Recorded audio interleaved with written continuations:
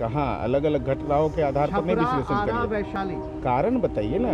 Mob कारण नहीं, सब जगह मॉब लिंचिंग की बात नहीं है। मॉब लिंचिंग किसको कहते हैं, उसका डिफिनेशन क्या है?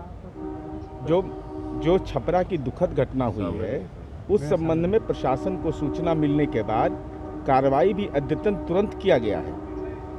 इसलिए मॉब लिंचिंग को जिस रूप से आप परिभाषित करते हैं वो दूसरे संदर्भ हैं, इसके संदर्भ अलग हैं। इसकी पुलिस तमाम तथ्यों की जानकारी देगा। इसलिए अलग अलग घटनाओं को मॉब लिंचिंग कह देना क्लब करके यह बिल्कुल न्यायोचित नहीं होगा। कांग्रेस का ये आरोप है कि पुलिस प्रशासन पर जनता का जो विश्वास है वो कम हुआ है, इस वजह से मॉब। स्वाभाविक रूप से उनसे प्रेम पत्र की तो उम्मीद भी हम नहीं करते हैं। जिनको होटवार जेल से ज्ञान मिल रहा हो उनसे हम प्रशंसा पत्र की तो उम्मीद भी नहीं करते हैं। हम तो यह उम्मीद करते थे कि ठीक है, विधान परिषद में तो कांग्रेस का राजनीतिक परिवार नियोजन है। जब विधानसभा में सार्थक बहस हो रही थी तो कम से कम वहाँ तो सलाह देते ना कि और क्या करना चाहिए। हम तो यह समझते हैं कि माननीय मुख्यमंत्री नीतीश कुमार जी ने जो सदन में कल प्रतिवेदित किया और जिस ढंग से सारे बातों की चर्चा की, अपराध के आंकड़े किए, और उन्होंने यह कहा कि क्राइम से, कास्टिज्म से, कम्युनलिज्म से हम कोई, करप्शन से हम कोई समझौता नहीं करते हैं। और वैसे लोग सवाल उठा रहे हैं जिनके आइकॉन अनंत सिंह हैं। अब अनंत सिंह के समर्थक भी कहे कि बिहार में कानून व्यवस्था गड़बड़ है कांग्रेस पार्टी के लोग, तो कम से कम कानून, संविधान की तो आत्मा करा उठेगी। अरे भाई, रोड मैप हमने बनाया है। पुलिस रिफॉर्म का रोड मैप किसको कहते हैं, ये कम से कम अवलोकन कर लें। और 15 अगस्त का ही तो समय लिया है कि हम थाने में जो बदलाव करने जा रहे हैं उसमें सलाह दीजिए कि और क्या करना चाहिए। भूमि विवाद आपने 55 वर्ष तक के यहाँ काम किया, क्यों नहीं लैंड रिकॉर्ड अपडेट था? कौन से कारण थे? 15 वर्ष तक आरजेडी शासन करता रहा, क्यों नहीं जमीन के रिकॉर्ड अद्यतन हुए? तो सारी जिम्मेवारी को सरकार पूरा करे। मैं सार्वजनिक रूप से स्वीकार किया कि अब नरसंहार बीते दिनों की बात है। 118 नरसंहार उन लोगों के कार्यकाल में हुआ था। आज की तिथि में अगर आपराधिक घटना होती है तो अपराधियों पर मुकम्मल कानूनी प्रहार भी हम करते हैं।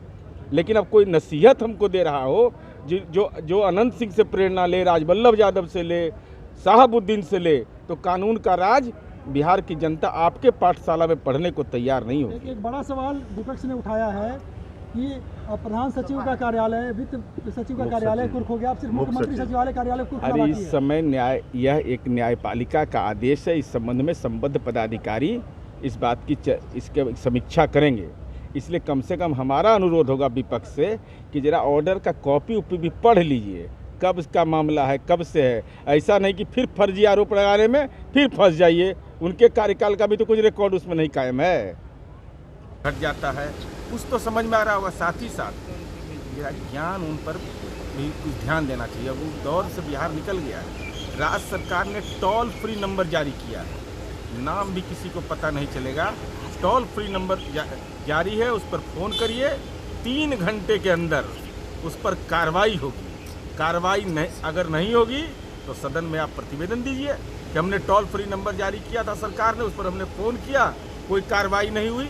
इसलिए विपक्ष जो है राजनीतिक रूप से निष्प्राण हो गया है लोकसभा चुनाव के बाद। और ये धर्म संकट में नहीं है, ये राजनीतिक संकट में है, कानूनी संकट में है।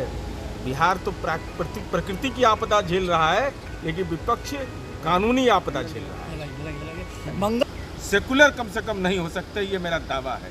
क्योंकि अगर आप किसी भी धार्मिक ग्रंथ में, चाहे हिंदुओं का धर्म हो, चाहे इस्लाम धर्म हो, सिख धर्म हो, तमाम लोगों ने कहा है कि शराबबंदी होनी चाहिए, ये गलत है। महात्मा गांधी का ये अरमान था। आज उस अरमान को अगर हम पूरा कर रहे हैं, पैगंबर की ख्वाहिश को पूरा कर रहे हैं, अगर हम धार्मिक ग्रंथों की मान्यताओं को पूरा कर रहे हैं, तो आप शराबबंदी का विरोध कर रहे हैं। इसका मतलब स्पष्ट है कि जो शराबबंदी का विरोध करता है वो सेकुलरिज्म के खिलाफ काम करता है।